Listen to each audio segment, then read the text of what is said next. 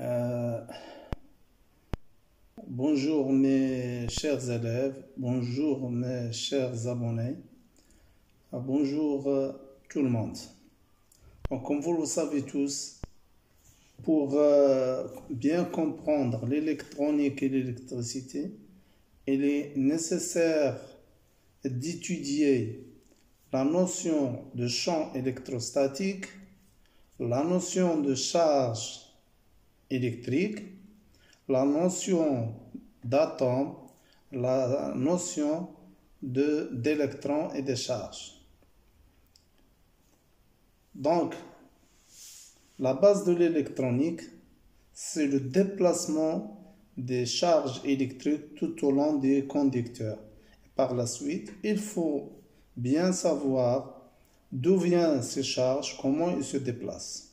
Pour cela, on a besoin d'étudier la particule élémentaire qui constitue toute matière et toute molécule. Donc, c'est quoi la particule élémentaire? C'est la plus petite élément qui compose les molécules d'une matière. Donc, c'est quoi cet plus petit élément? C'est l'atome. Donc, de quoi est formé cet atome? Donc, il faut bien étudier les atomes, leur structure, pour bien savoir d'où viennent ces charges électriques. Donc, l'atome est composé essentiellement d'un noyau. Ce noyau, il est situé au centre de l'atome. Il est formé d'un ensemble de protons qui sont chargés positivement et d'un ensemble de neutrons qui sont neutres. L'ensemble des protons plus les neutrons, ils forment ce qu'on appelle le noyau. Autour de ce noyau, il gravite un ensemble de particules chargées négativement. Ces particules, on les appelle des électrons. Donc, c'est quoi un électron? Un électron, c'est une charge négative qui gravite autour du noyau. Donc, un atome est constitué d'un noyau autour duquel il gravite un ensemble d'électrons dans des orbites. Donc, il y a plusieurs orbites et dans chaque orbite, il y a un ensemble d'électrons. Il y a la couche superficielle ou la couche extérieure qui contient un nombre d'électrons qui diffèrent d'une matière, d'un atome à un autre. Donc, l'ensemble des électrons qui gravitent autour de ce noyau, on l'appelle le nuage électronique. Donc, selon le nombre d'électrons qui forment la couche extérieure de l'atome, donc, soit l'atome a tendance à capter des charges pour se stabiliser, soit elle a tendance à libérer un électron pour se stabiliser. Donc, il y a des atomes qui ont tendance, qui captent rapidement ces électrons. Il y a des atomes qui ont un seul électron ou bien deux dans la couche superficielle. Ils ont tendance à les libérer pour se stabiliser. Donc, ils forment ce qu'on appelle des ions positifs. Les atomes qui captent des charges facilement, des charges négatives, on les appelle des ions négatifs. Cet mouvement de charge d'électrons d'un atome à un autre, il crée ce qu'on appelle un champ électrostatique. Un champ électrostatique qui est dû à ce mouvement d'électrons. Et ce mouvement d'électrons dans des conducteurs crée ce qu'on appelle un courant électrique Et sous courant électrique, c'est celui qui est à la base de l'électronique, à la base de création des courants, des tensions, des champs électromagnétiques qui nous permet de faire déplacer des appareils tels que les moteurs, etc., etc. Donc, ce mouvement d'électrons, il est essentiel. L'étude de ce mouvement et de ces charges et de cette quantité de charge est très importante dans le but de bien maîtriser l'électronique. Donc, pour bien saisir cette notion de charge, cette électrisation, euh, donc on va faire par la suite une petite expérience qui va nous permettre de détecter des charges de même nature, ou bien des charges différentes, et quelles sont les actions qui vont se produire lorsque deux charges sont de même nature, ou bien deux charges sont différentes. Donc, comme nous le savons tous, et par les expériences qui ont été effectuées à ce propos, deux charges de même nature, ils ont tendance à se repousser. Donc, si on prend deux billes qui sont chargées négativement et on les suspend à des fils, donc on voit que ces deux billes ont tendance à se repousser, donc s'éloigner l'une de l'autre. Par contre, si on suspend deux billes de nature différente, donc on voit un rapprochement, une attraction de deux billes. Donc les deux billes se rapprochent et cela est dû à la différence de charge entre la bille numéro 1 et la bille numéro 2. Et les deux billes, il y a attraction. Donc, pourquoi cette attraction? Donc, une bille qui est chargée positivement, elle a besoin d'un électron, d'une charge ou bien de plusieurs charges. Et la bille qui est chargée négativement, elle a un excès de charge, donc elle a tendance à libérer ces charges. Et par la suite, il y a attraction, dans le but de réaliser un échange d'électrons pour avoir une stabilité totale. Donc, on va par la suite faire une petite expérience que j'ai préparée. Et vous allez la voir tout de suite. Et merci.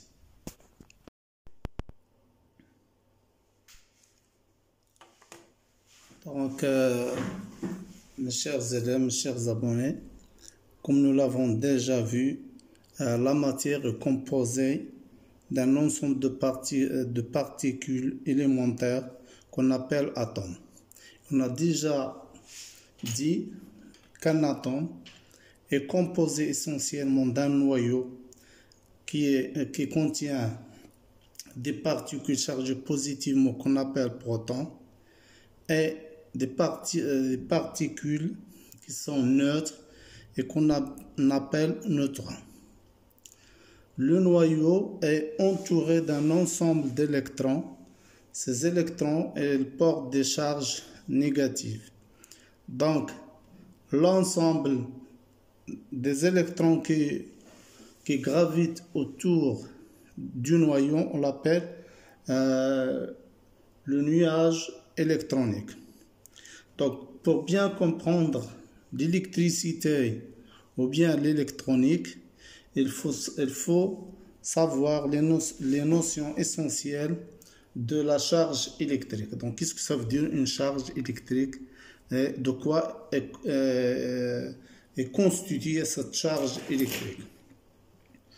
Donc, on va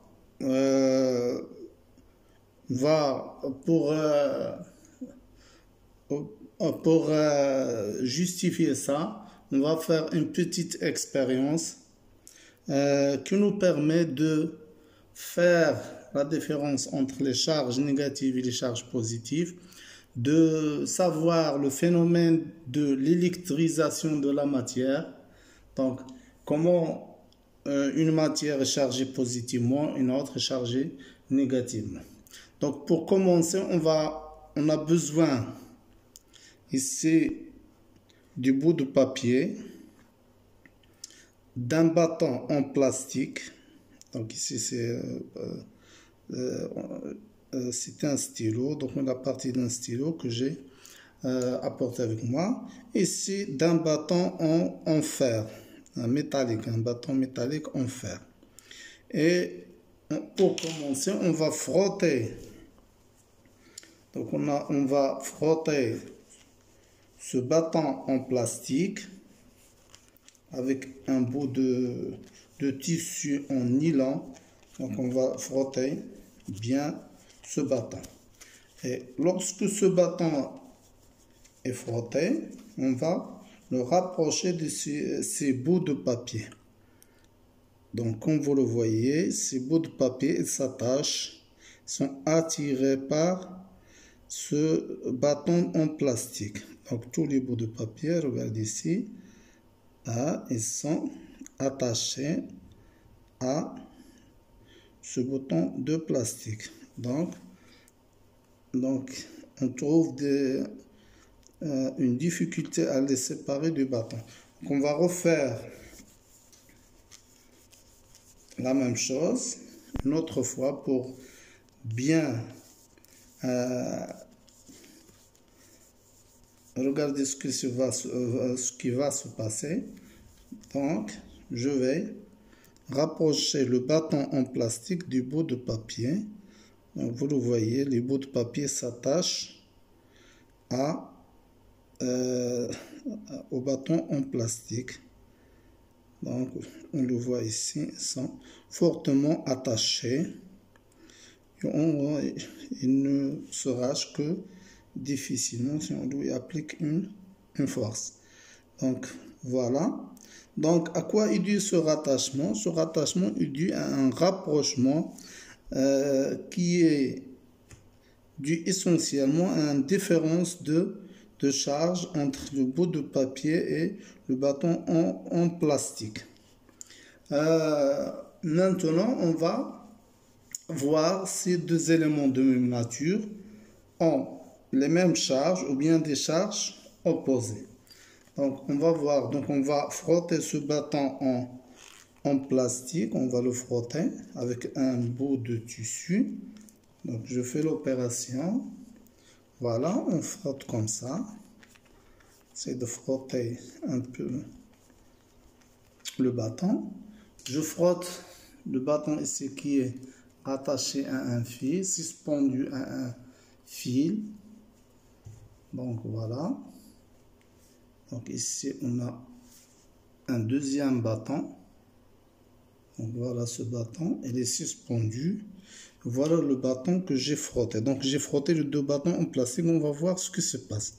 Donc regardez que les bâtons se repoussent. Voilà. Donc je refais la même chose. Donc le bâton il se repousse. Donc on va voir ici. On va mettre en équilibre le premier bâton. Je vais rapprocher le deuxième bâton. On va voir ce qui se passe. Donc regardez bien. Les deux bâtons ils se repoussent. Il y a répulsion. Donc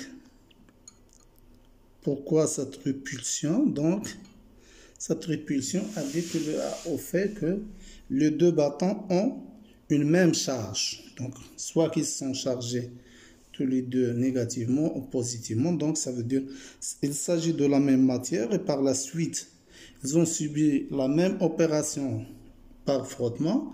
Donc ça veut dire soit qu'on a arraché des électrons et dans ce cas ils sont tous les deux chargés positivement, soit que le plastique a rattrapé des électrons et le plastique sera chargé négativement. Dans ce cas, dans les deux cas, on a des charges, les mêmes types de charges, et par la suite, deux charges de même type, elles se repoussent. Maintenant, on va voir cette même expérience, mais avec deux charges de nature différente. Donc, deux charges de nature différente. Pour cela, on va prendre ce bâton en métal, en fer, et ce bâton en plastique. On va frotter les deux en même temps. Donc, je frotte ce bâton en fer.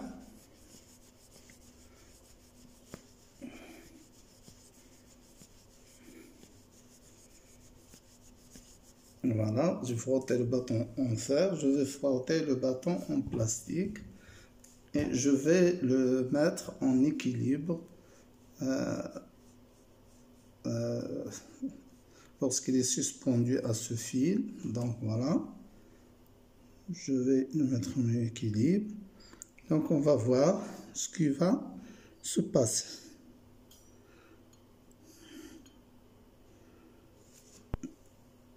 Il faut que le bâton en plastique doit être en équilibre pour pouvoir saisir le mouvement. Donc voilà. Donc vous voyez, donc il s'attire. Donc je vais l'attirer dans l'autre sens. Je vais frotter un peu le bâton en fer. Donc, vous voyez ici donc que le bâton en plastique s'attire donc vers le bâton en fer. Je le fais attirer dans l'autre sens. Donc vous voyez, donc il est attiré par le bâton en plastique. Donc je vais frotter un peu.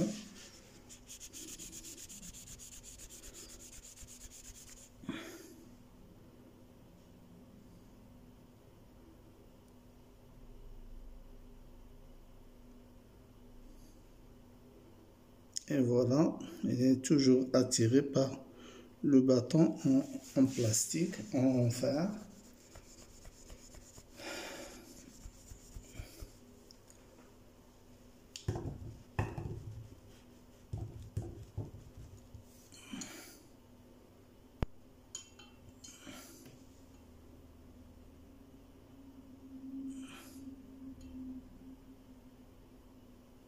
Voilà.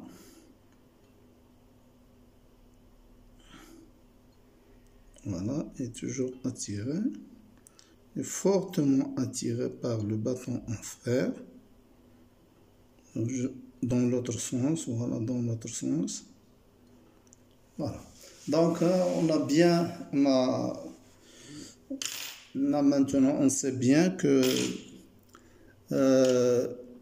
la matière, il y a électrisation de la matière, donc soit par perte des charges électriques ou par le fait de capter des charges électriques. Donc la matière, soit elle est chargée négativement lorsqu'elle capte des électrons, soit qu'elle est chargée positivement lorsqu'il perd des électrons. Donc cette perte des électrons